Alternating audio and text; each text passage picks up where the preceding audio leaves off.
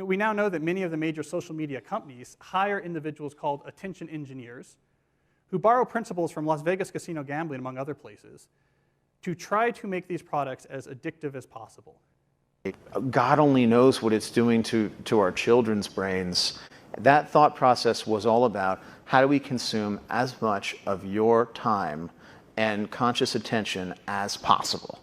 And that means that we need to sort of give you a little dopamine hit every once in a while because someone liked or commented on a photo or a post or whatever. It's a social validation feedback loop that it's like it's exactly the kind of thing that a hacker like myself would come up with, because you're exploiting a vulnerability in human psychology.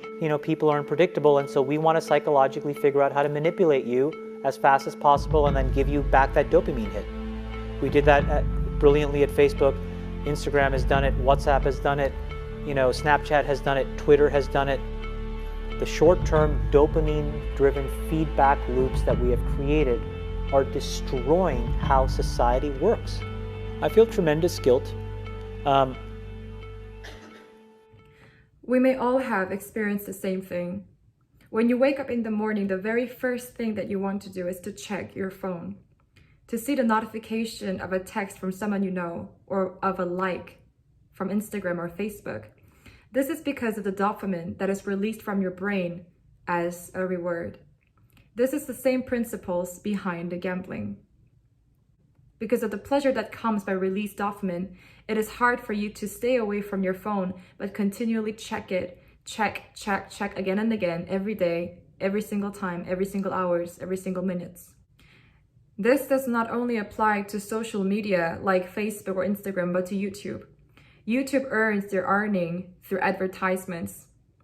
So the more you spend time watching YouTube, the more they earn.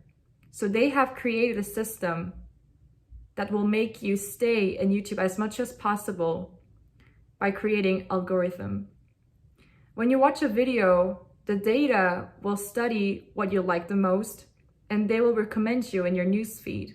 Algorithm is described as this real-time feedback loop that tailors videos to each viewer's different interests. Its goal is to get video which the viewer will like and get viewers keep watching. So as you spend much time in YouTube, it's really hard for you to come out because you're inside the loop, which they will recommend videos that you will like more and more constantly. And when you come to a point that you realize that you become addicted, you don't know how it started or why you are in that addiction and how to break it. Now I tell you are addicted because YouTube system is created to be that way. All your social media platforms are made so that you can spend your time in there. It is a scary thing because it brings you depression as you do social media. The more you see, the more you hear, you feel more void. And there is so much sexual and antichrist mindset media culture that is being spread out today because Satan is the god of this world. He is using media. And as a Christian, God tells us to prioritize him first. And not to be conformed to this world, but to be transformed by the renewal of mind. But media today, which is against God, is being kept fed to our young people in our lives as what we see or what we hear. Because of addiction, it becomes hard to seek him. In the morning when we rise, we don't seek the Lord, but we seek our phone. How can you break your addiction? Addictions can be broken by prayer. All the addictions have been broken by prayers throughout history and in my life, by the power of the Holy Spirit. I realized the more you pray, the more you dig yourself in the Word, either this will get you away from addiction or either addiction will get you away from reading Word and prayer. The more you feed yourself in spirit, the more you have control over your flesh. The more you feed yourself in spirit, the more you have power to overcome the flesh. If you say you spend your time watching YouTube videos 2 hours, 1 hour, then you have to turn that off and pray 1 hour and 2 hours. You have to feed yourself in spirit and spend time in Word, because Word breaks down all the strongholds in your mind that has been captivated by this world.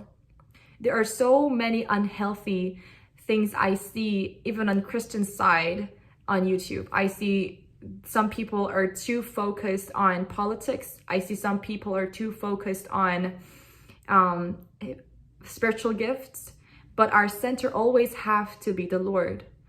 You may feel hopeless, you may feel depressed, and I'll tell you a story that inspired me. Pastor David Wilkerson, he was addicted to TV in 1960s or 50s. I do not remember well, but it was a long time ago. He was addicted to television, and he spent 2 hours per night watching TV. He had no problem, but one day Holy Spirit convicted him, and he said to himself, if I give these times to the Lord, what would happen?